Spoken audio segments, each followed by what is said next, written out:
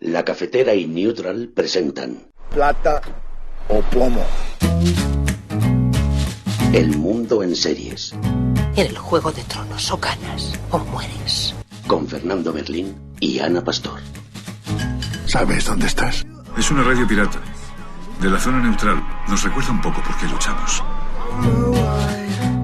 La noche es oscura y alberga horrores. La noche es oscura y alberga horrores. Nada cambia de golpe. Si estuvieras en una bañera que se calienta poco a poco, morirías hervida sin darte cuenta. Estamos juntos. Somos un trío. ¿Nosotros vivimos románticamente juntos? Hola, habla con Walter White. Usted dijo que estaba casi muerto, ¿vale? Dijo que moriría en cualquier momento. Éramos capaces de ser y hacer todas esas cosas porque estábamos informados por grandes hombres, hombres reverenciados.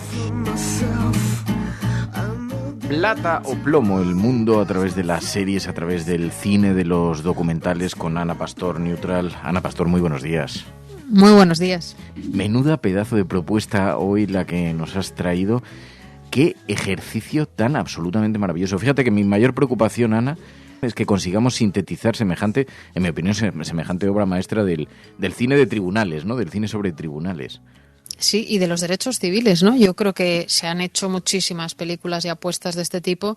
Es verdad que para mí tenía el aliciente de que estaba Sorkin, que ahora comentaremos esa manera de rodar tan del siglo XXI, por un lado, abordando un tema tan transversal que afecta a cualquier momento y en cualquier lugar del mundo, pero me gusta mucho la velocidad con la que está rodada. No sé si a ti te ha pasado igual, ahora vamos a contar de qué va, pero eso me ha gustado también. Son 2 horas de película, está en Netflix. Y es la película de uno de los juicios más populares de la historia de Estados Unidos, que se celebró en el año 1969.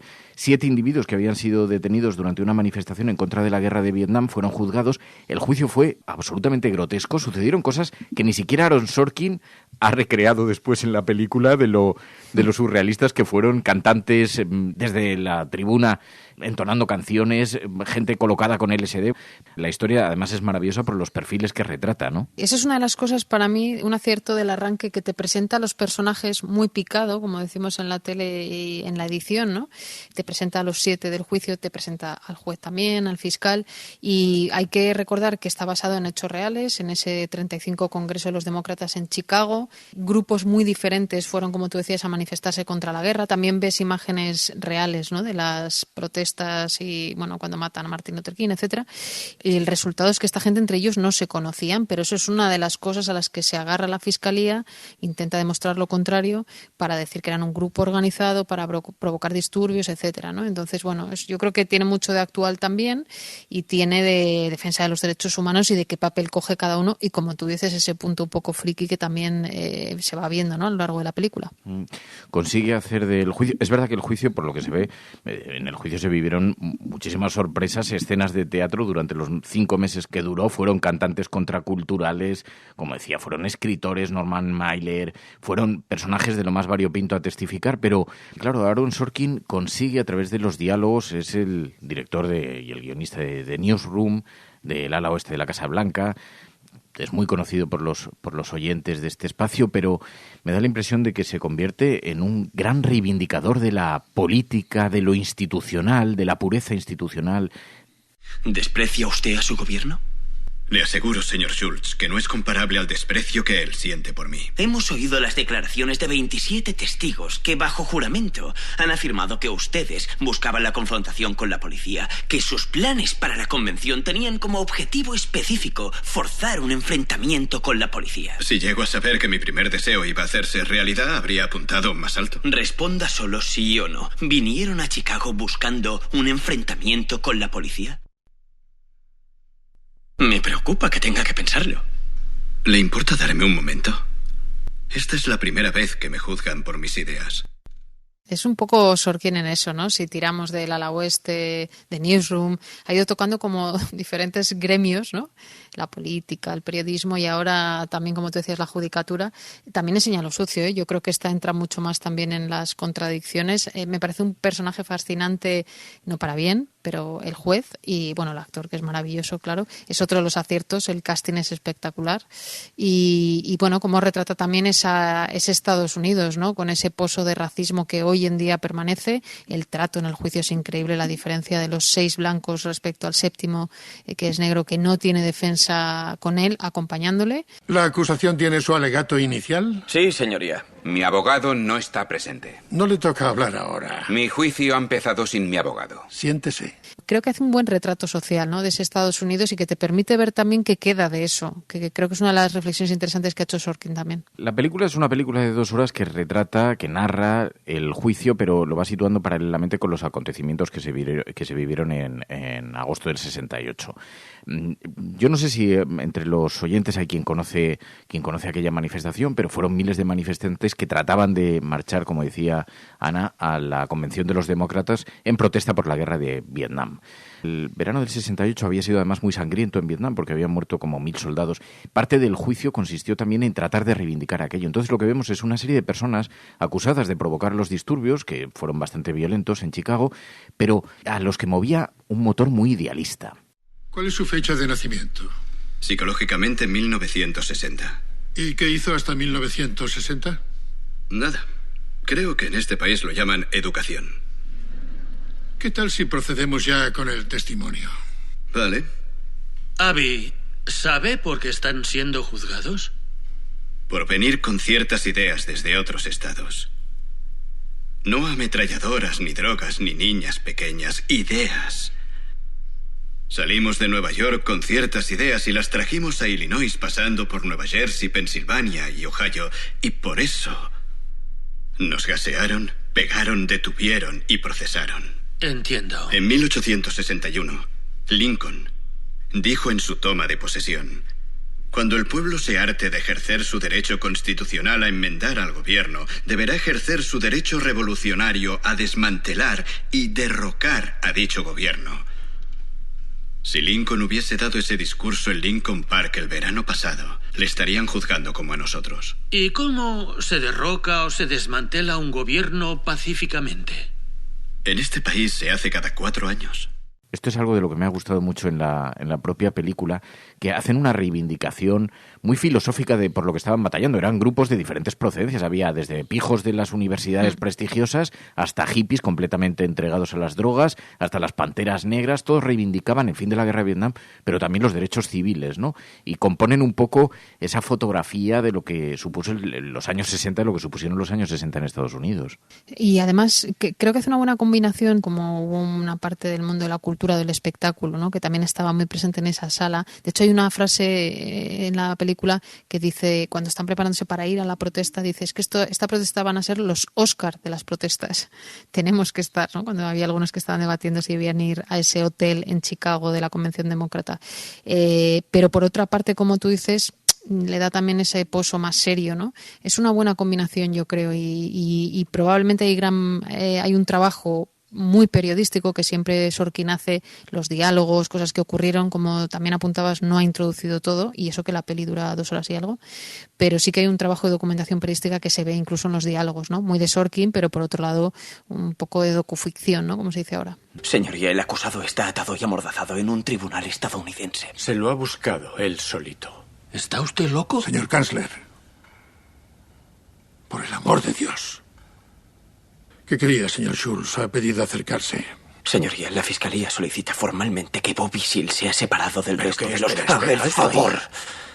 Solicitamos que Bobby Seale sea separado del resto de los acusados y se retiren sus cargos. ¿Quiere usted que levante los cargos? Le extraña, ha hecho de un hombre negro prácticamente un mártir. Señor Kansler, tengo ya unos cuantos años a mis espaldas. Y es usted la primera persona que sugiere que he discriminado a un hombre negro. Pues que conste en acta que yo soy la segunda. Claro, fíjate que creo que la gran habilidad de Sorkin es que recrea muy bien la atmósfera de aquellos días, ese pulso que se vivía entre las dos Américas, la que protestaba contra la guerra de Vietnam, a la que movían ideales de la paz, la justicia, frente a la otra América, la que se mostraba impúdicamente violenta, intolerante, incluso abusando de las instituciones, como vimos con Nixon, o que está dentro de la policía o que está dentro de los tribunales. Aunque bueno, esa dicotomía tampoco queda tan lejana. Sí, es una manera muy de Sorkin, como tú decías, de hacer un reflejo, ¿no? Y de provocarte una reflexión, ¿no? Muchas veces hemos hablado aquí en Plata o Plomo cómo mitifica a veces las profesiones, ¿no? No sé muy bien si decir mitifica Sorkin cuando se mete en la realidad y trata de representarlas, pero creo que en este caso es siendo ficción también, está basado tan en hechos reales que tampoco queda mucho margen, ¿no? Para hacer ese retrato. Bueno, la película, de hecho, presenta a la policía como muy malévola, como muy violenta, pero todo está basado en esos hechos reales que dices. Se hizo un informe, el informe Walker, fue una investigación oficial de los disturbios, tuvo 20.000 páginas de testimonios y las conclusiones eran inequívocas. La policía fue extremadamente violenta y provocadora para desencadenar los sucesos aquellos, ¿no? Me ha recordado también a otras películas que se han hecho sobre juicios injustos, el caso del Reino Unido. También hemos hablado aquí de los chavales negros afroamericanos que pillaron en un parque y que eran muy jovencillos. ¿Te acuerdas que también es una de las apuestas de Netflix? Así nos ven, creo que se llama. Y ese arranque de la peli, cuando están todos no muy conscientes de lo que se enfrentan, casi todos, alguno de ellos sí, y como vas viendo según va pasando el tiempo que saben que se pueden enfrentar a penas muy graves. Es más, recuperan una ley que no se utilizaba desde la época institucionalmente racista en Estados Unidos, ¿no? Y al final, pues oye, ocurre lo que ya se conoce. A mí me gusta porque hay, en cierta forma, un pulso a las instituciones, un pulso a la democracia, de unos tipos que están absolutamente convencidos y que incluso están dispuestos a ir a la cárcel y se toman a guasa el juicio y saben que puede tener consecuencias muy graves. De hecho, fueron condenados. Después las condenas fueron revocadas porque tuvieron que apelar y se determinó que el juez era parcial. Era un auténtico juicio político, tenía un interés claramente político, se buscó, que además eso queda retratado desde prácticamente los primeros minutos de la película, lo que se perseguía era buscar a unos cabezas de turco que fueran un símbolo, ¿no? No creo que podamos acusarlos de conspiración, señor. ¿Por qué no? Para empezar, porque algunos de ellos ni se han visto. Hay teléfonos. Señor fiscal general, la ley Rap Brown se creó a instancias de los blancos sureños del Congreso para limitar la libertad de expresión de los activistas negros pro derechos civiles. Ya sé por qué se aprobó. ¿Intenta darme lecciones? El por qué me da lo mismo. A mí me importa el para qué. No sabemos para qué sirve porque nunca se ha aplicado. Así será más emocionante. Y después se descubrió que el FBI les había puesto micrófonos en las oficinas, que se montaron pruebas, en fin, que fue una auténtica farsa, como se demostró después, y por eso ganaron la apelación. Y luego la historia personal de los protagonistas, he leído algo sobre ellos y cómo fueron alguno de ellos acabó en política incluso, y ganó además elecciones consecutivas. Si su declaración es breve, es respetuosa y muestra su arrepentimiento, la valoraré positivamente a la hora de dictar sentencia. ¿Ha entendido lo que le acabo de decir, señor Hayden? Sí. ¿Que será magnánimo en la sentencia? Sí. Sí, ahora me muestro respetuoso y arrepentido. Sí. Disculpe, señoría, ¿qué era lo otro? Brevedad. Brevedad. Y si cumplo, mi gobierno será magnánimo conmigo. ¿Lo ha entendido? Sí. Proceda, pues. De acuerdo. Señoría, desde el comienzo del juicio, 4.752 soldados han sido asesinados en Vietnam. Y estos son sus nombres. Soldado de primera, Dennis Walter Kipp, 18 años. Soldado Eric Allen Bosch, 21 años. Señor Kansler. Soldado de primera, Robert Earl Ellis, 19 años. Señor Kansler. Soldado de primera, Anthony Michael. No se le ocurra leer 22 años. 5.000 nombres para que consten. De cuarta clase, Robert Ford, 21 años. Le llamo al orden. Sargento de personal, David Cruz Chávez, 31 años. Le llamo al Soldado orden. de primera, Douglas W. Jackson, 19 años. ¡Orden en la sala! Soldado de primera, William Melvin Johnson, 20 años. ¡Orden! ¡Orden en la sala! Soldado de primera, Robert Ryan. ¡Orden en la sala! 19 años. Efectivamente, luego tuvieron más adelante sus propios papeles políticos. Me gusta también mucho el papel del fiscal, de cómo empieza y cómo evoluciona, ¿no?